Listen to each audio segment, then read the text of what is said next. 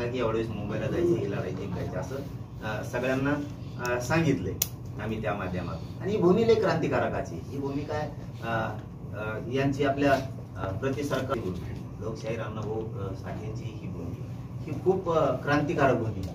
आणि या भूमीतला सांगलीकर क्रांतीत मागं थांबल हे शक्य आहे. हे 100% क्रांतीच घडणार.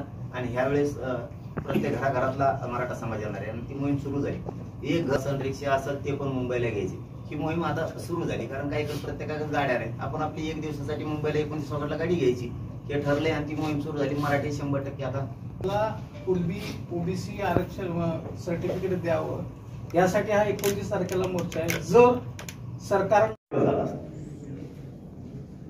श्रीमंताला सुद्धा त्यांचे लेकरं त्यांच्या प्रतिष्ठेप्रमाणे स्टेटस प्रमाणे शिकावं लागतील, नोकऱ्या घ्याव्या लागतील. म्हणून मराठींनी इकडनं करावं.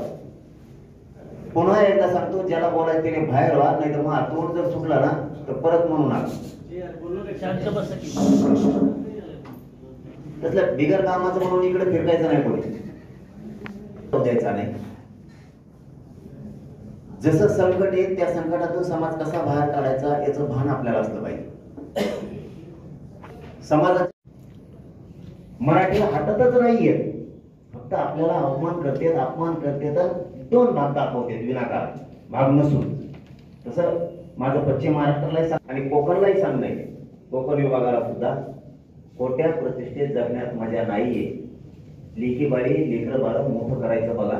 तुम्हाला दादा घरात आला तर तुमच्या चेहऱ्यावरती आनंद वेगळा, त्याचा नोकरीवाला बघा आणि 50 एकर शेतीवाल्याचा चेहरा बघा. त्याची कधी विहीन केलेली चष्मा घेसमा लावलेला तै घडी आपल्या